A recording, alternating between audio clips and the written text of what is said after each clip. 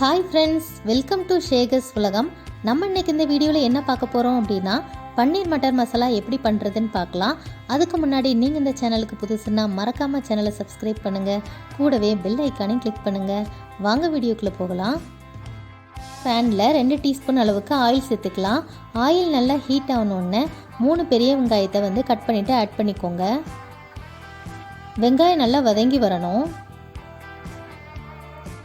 வெங்காயம் கொஞ்சம் டிரான்ஸ்பரண்ட் ஆனோடனே ஒரு துண்டு இஞ்சியை கட் பண்ணிவிட்டு ஆட் பண்ணிக்கோங்க. அது கூடவே 4 பல்லு பூண்டையும் சேர்த்துக்கலாம்.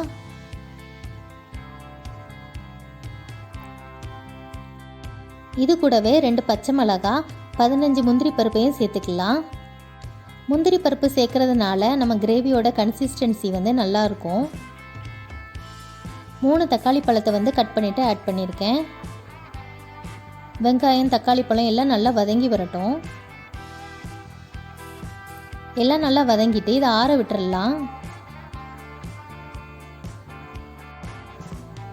ஆறினதுக்கப்புறம் ஒரு மிக்ஸி ஜாரில் மாற்றிட்டு நல்ல ஒரு ஸ்மூத்தான ஒரு பேஸ்ட்டை அரைச்சி எடுத்துக்கலாம்.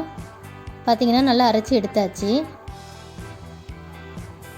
அடுத்து நம்ம கிரேவி ப்ரிப்பேர் பண்ண போகிறோம். அதுக்கு ஒரு 2 டேபிள் ஸ்பூன் அளவுக்கு ஆயில் சேர்த்துருக்கோம்.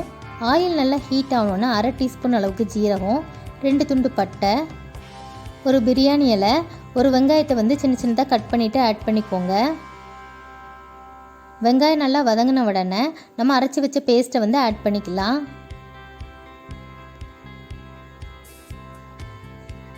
எண்ணெயிலே நல்லா வதக்கி விட்டுருங்க. இனிமேல் நம்ம ஸ்பைசஸ்லாம் ஆட் பண்ணிக்கலாம். 1/2 டீஸ்பூன் அளவுக்கு ஜீரகப்பொடி, 1 டீஸ்பூன் அளவுக்கு மிளகாய் பொடி, 1/2 டீஸ்பூன் அளவுக்கு மல்லிப்பொடி, 1/2 டீஸ்பூன் அளவுக்கு கரம் மசாலா, 1/4 டீஸ்பூன் அளவுக்கு மஞ்சள் பொடி. இது எல்லாத்தையும் சேர்த்து நல்லா வதக்கி விட்டுருங்க.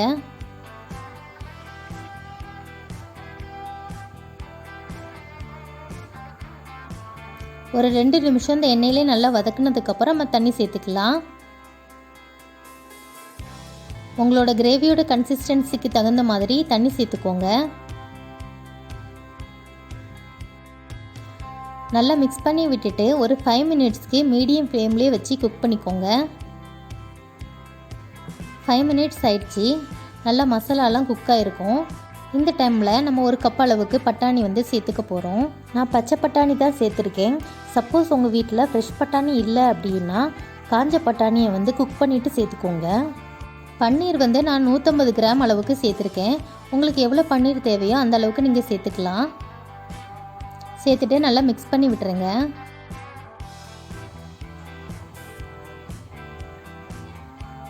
இந்த டைமில் இதுக்கு தேவையான அளவு உப்பு சேர்த்துடலாம்.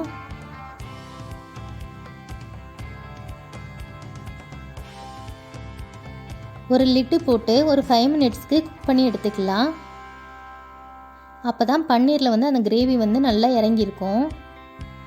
5 மினிட்ஸ் ஆகிட்டு 5 மினிட்ஸ்க்கு இடையில அப்பப்போ ஓப்பன் பண்ணி கிளறி விட்டுக்கோங்க.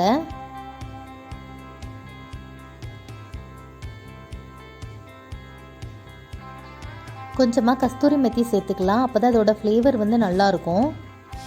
கொஞ்சமாக பட்டர் சேர்த்துக்க போகிறோம். பார்த்தீங்கன்னா சூப்பரான பன்னீர் மட்டர் மசாலா ரெடி ஆயிட்டு. இதை மாதிரி நீங்களும் உங்கள் வீட்டில் செஞ்சு சாப்பிட்டு என்ஜாய் பண்ணுங்கள். மறக்காமல் சேனலை சப்ஸ்கிரைப் பண்ணுங்கள். இந்த வீடியோ உங்களுக்கு பிடிச்சிருந்துச்சுன்னா மறக்காமல் லைக் பண்ணுங்கள், ஷேர் பண்ணுங்கள், கமெண்ட் பண்ணுங்கள். தேங்க்ஸ் ஃபார் வாட்சிங்.